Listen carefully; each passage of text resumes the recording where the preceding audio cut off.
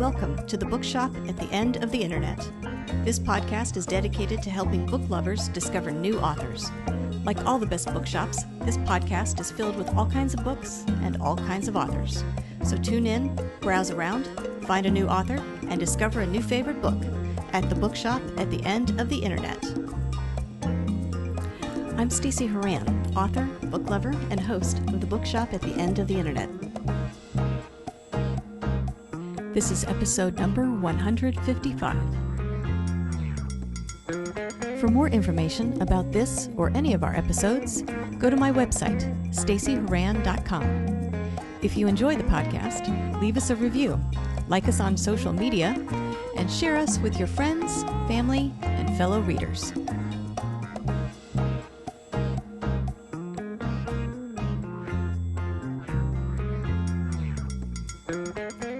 In today's episode of The Bookshop at the End of the Internet, I'm chatting with author Lindsey Salatka about her debut novel, Fish Heads and Duck Skin.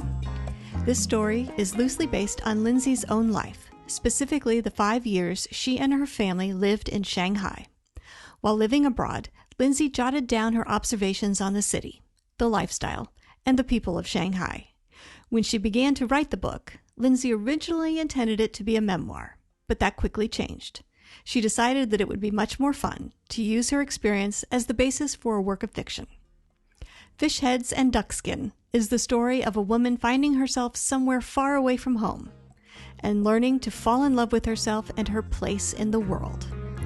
In this episode, I'll chat with Lindsey about her writing journey, why she loves visiting with book clubs, and how she came up with the title for her book.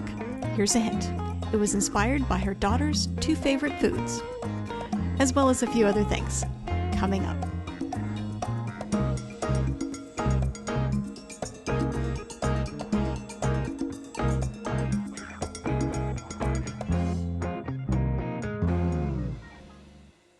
Lindsey Salatka, I want to thank you very much for joining me today on the podcast. Thank you so much for having me. I thought what we could do today is start by talking about your new book, Fish Heads and Duck Skin. If you don't mind, tell us a little bit about this book and what inspired you to write it.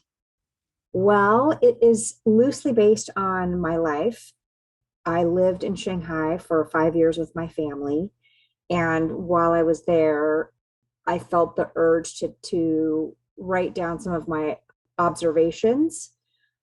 So that's what this is. It's a story of a woman sort of finding herself in a faraway land that was very different from where she came from. So it's a story, it's a happy story of a woman falling in love with herself and with her place. So yeah, it's kind of a coming of age, I guess you would say. And it started as a memoir, but I was pregnant.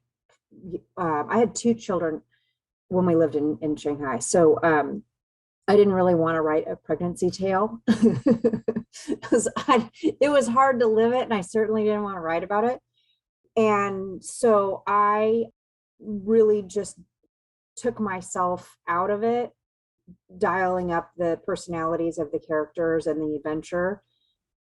So that's why it is not a memoir, but a lot of the things in the book that are discussed actually happened. And I like the sort of tagline you have for it, where you write, Fish Heads and Duck Skin will resonate with anyone who has ever wondered who they are, why they were put here, and how they ever lived before eating pan-fried pork buns. Which is a true statement, by the way. I mean, like my comfort food switched from pizza and, mac and cheese or what have you to dumplings. I mean, that's when we are craving something that will make us feel better. That's kind of the first place. I'm speaking for my whole family. That's the first place we land. Is like, where can we get good dumplings? And the great thing is that there are great dumpling places popping up. I live in San Diego, so it's like, oh my gosh, there's so many good places to get dumplings. When we first got back, we were just like, oh, there's no place. But now, there are more opportunities to to find dumplings. You mentioned that when you were over there, you sort of felt the need to start writing about the experience, at least your observations and putting things down. Was writing something you had always done? Was this something you always wanted to do, write a book?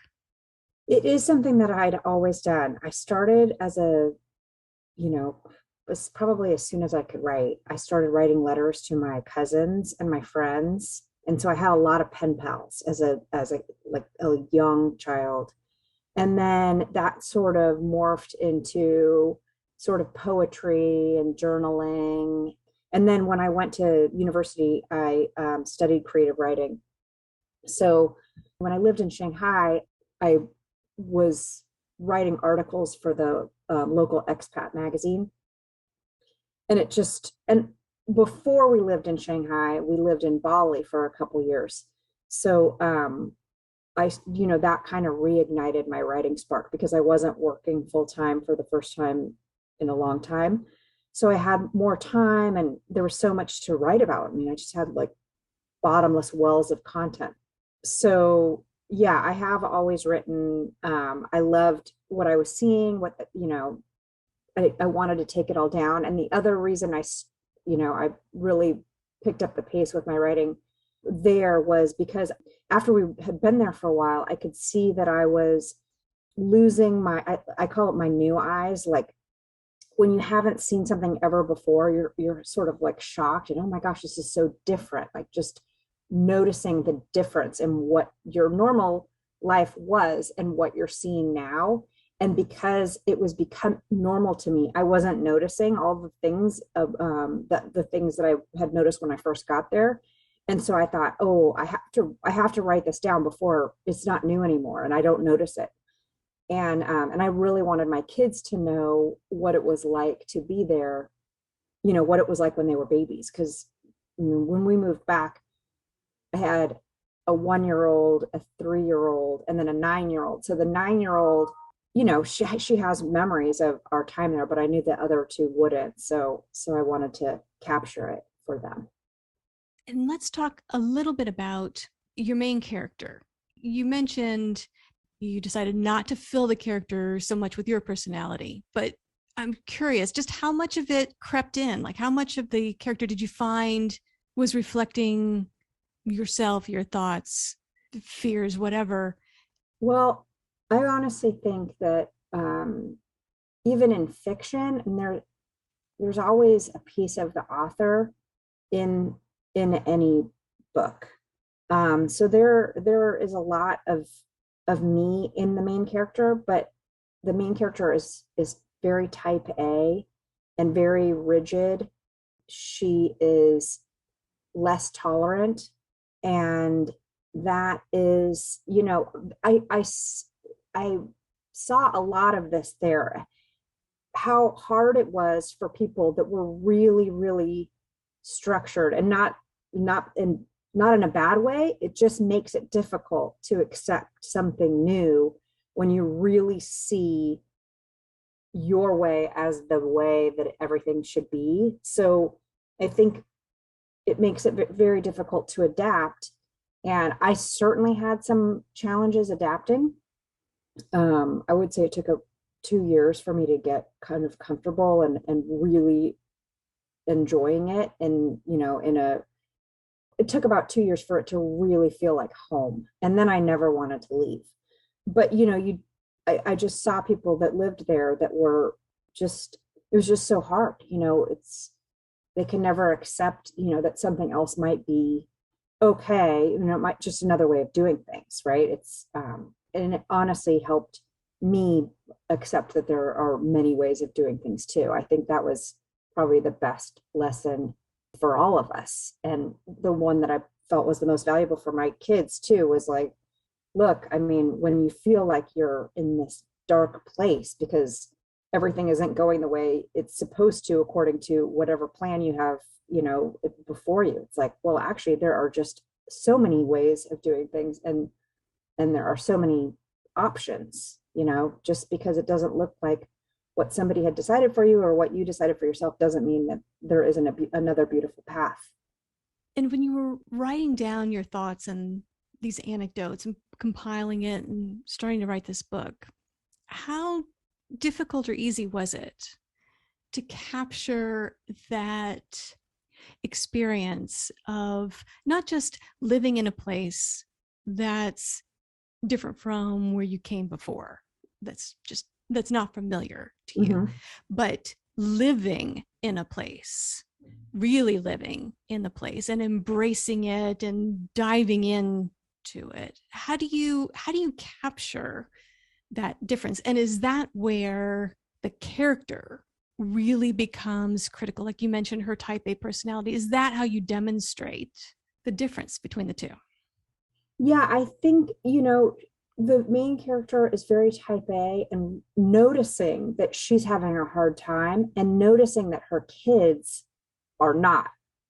And so she's kind of like, how can I be more like them? How can I make this feel like comfortable and natural and right when everything I've ever known in my life, plus my personality, tells me that this is just different and uncomfortable and I don't like it.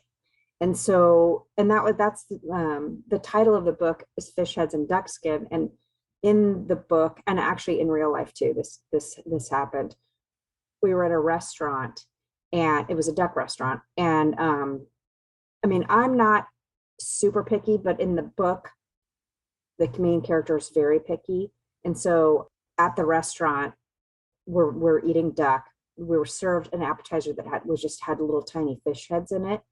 And my daughter at the end of the meal said, "My favorite foods are fish heads and duck skin." And she was serious. I mean, she loved, like, this was so delicious to her. And I think that's pretty open, to for a kid to try it and love it. And I always just admired that, she was able to just let go of whatever her preconceived notions about food were. I mean, food's just one example that is pretty relatable. But, just to let go of, like, oh, this is what we eat, and just to dive in and serve or eat the local cuisine. And so, yeah, that's that's really the theme of the book, right? Like kind of letting go of your rigid expectations and just like seeing what the world has for you. What were some of the things that were important for you to capture in the book?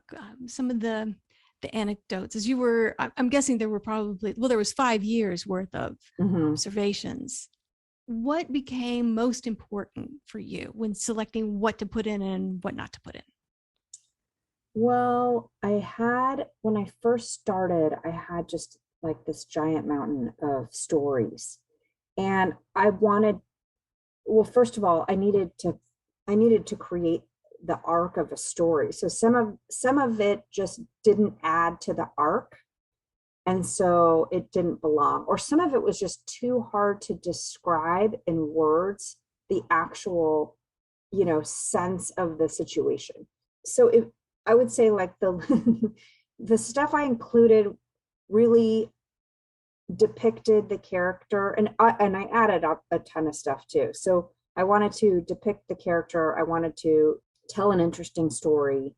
And some of the stuff that I loved wasn't necessary to move the story along. So yeah, I mean, I work with a writing group, and I have a editor that I'm really close with that helped guide me. And because I might think something belongs in there, but it's just because I have an emotional attachment to that scene for whatever reason, whether it really happened or whether I wrote it and thought it was like amazing or something.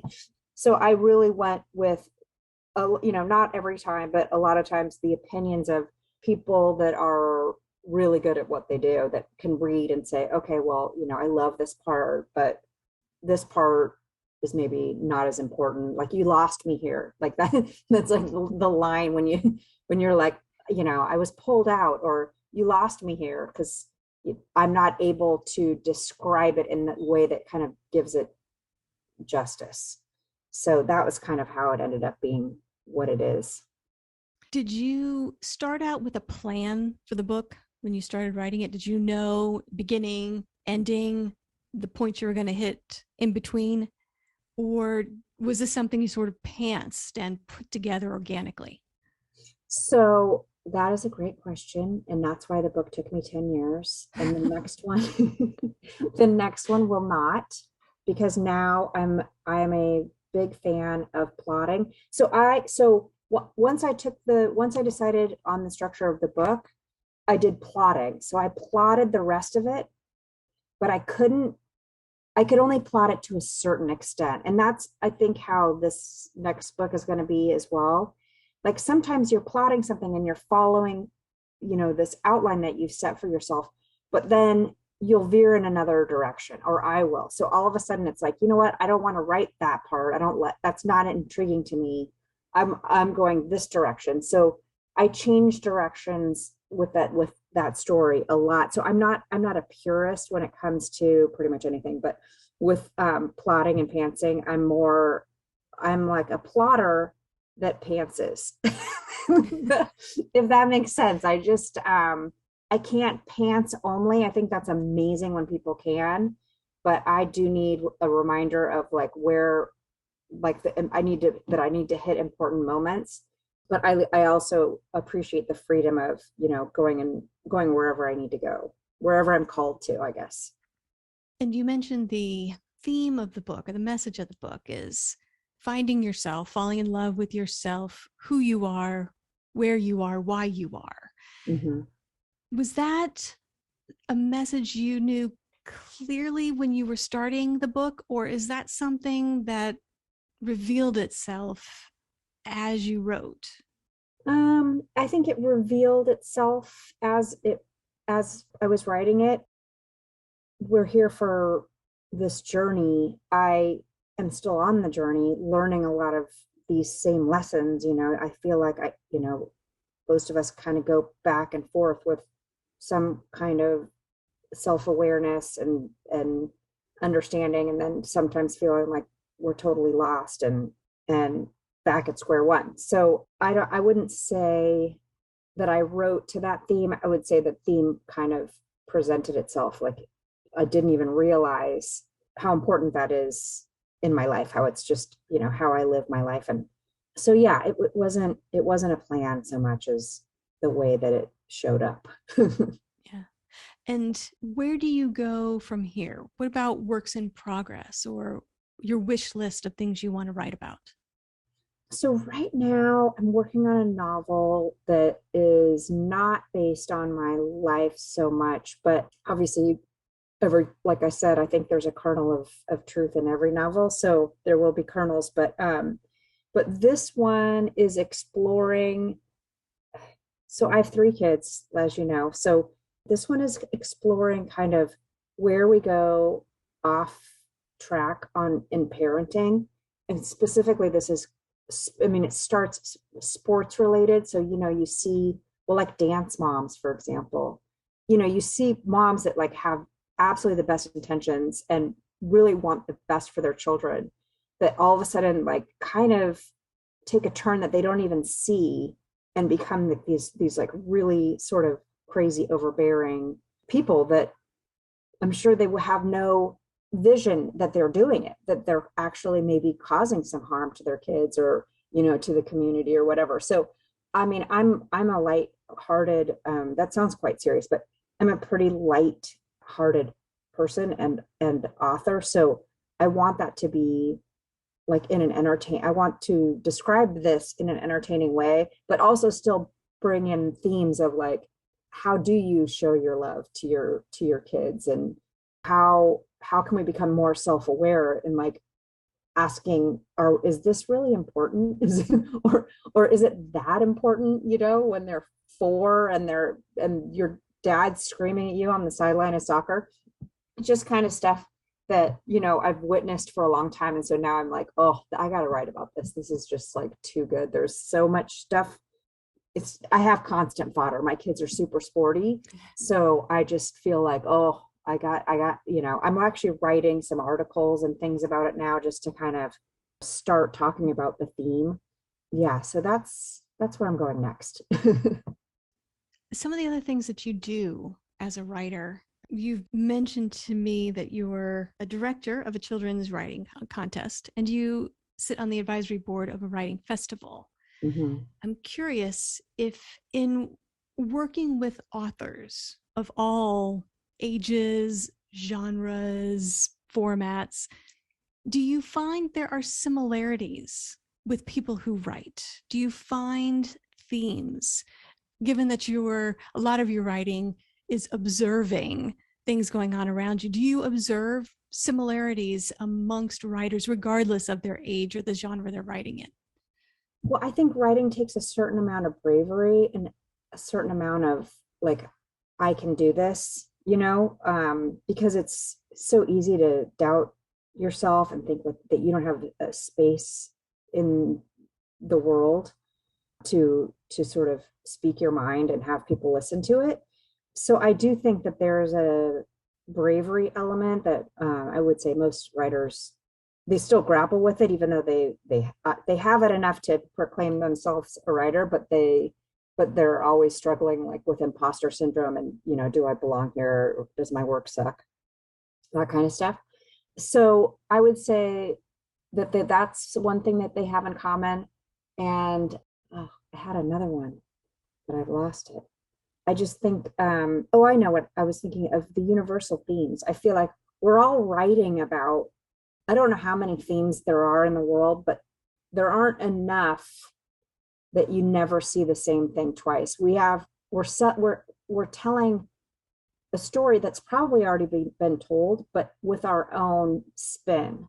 So I find that to be kind of liberating too, because if you feel like, oh my gosh, a book just came out that is dealing with exactly what I'm writing about, and now there's not a space for my thoughts, and it's like, actually, I feel like every book has, there are 20 other copies of the same book, but it's like, what was this author trying to say? What does this author choose to highlight?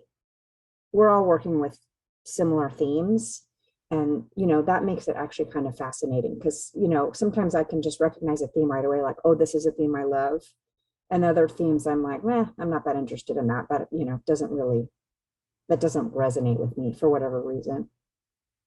Would you say there are any big lessons you have learned from working with other writers at obviously at various stages in their writing journey? I have worked with a ton of writers. I do some editing as well. So I work with a lot of people, and I always learn. I mean, it's so challenging to take criticism from somebody, even if it's well intentioned and meant to only, boost your talent and what you're trying to get across. I think it's so hard to hear. It's so hard to get edited. And so I always feel compassion for people that I'm helping, because I'm like, I'm me, in my opinion, I'm making their work better, but I know that it's going to hurt a little bit. But about the kids, right?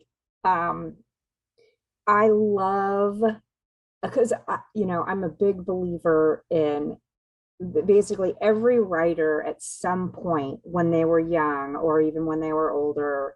Actually, I take that back, not when they were young, because I have people that didn't start writing till they were in their 70s. I have a couple of clients that didn't start writing till they were in their 70s, and it's like, now that is brave, right? Because you feel like, oh, I'm way behind, I'm never going to be able to pull this off. But they do. Like, I have two women whose books are coming out this year that are 85. So it's never too late, and I love seeing that. But then on the other side, I think a lot of these people like myself, people that have been writing for a long time, that kind of answered that calling a little bit earlier, had one person, probably a teacher, or maybe somebody that they admire, tell them that they were good at writing, that they, maybe they won a contest, for example, or they had a teacher that was like, wow, that's really good. And it's like, it really doesn't take a lot for somebody to hear that and sort of own that. And so that's why I love doing this. It's a writing contest. It's called Kids Write. It's free. It's only for kids in San Diego, because I just couldn't even imagine like having it be bigger than it already is. but these kids, there's so much talent and they're so excited about their work, and you just get to see it from the beginning. And it's kind of cool to think, maybe just being recognized by this contest will kind of open up this whole writing avenue and for them. And what a healthy way for them to, but what a healthy habit for them to sort of embrace and hopefully go further with. What has been the best part of this writing journey for you? I mean, it sounds like participating with Kids Write is a pretty good part of it, but what has been your own personal best part?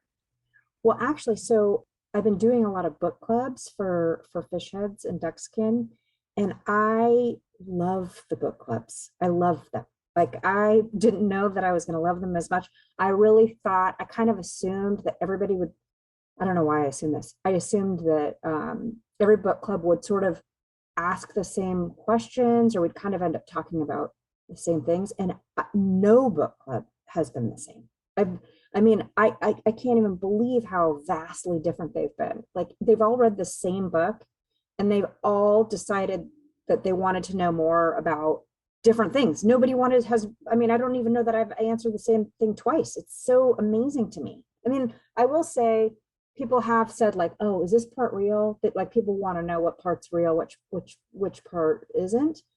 I hear that more often, but otherwise, kind of the direction of the book club is always different. So for me, it's like, this is so fun. It's so fun to see where people go with it.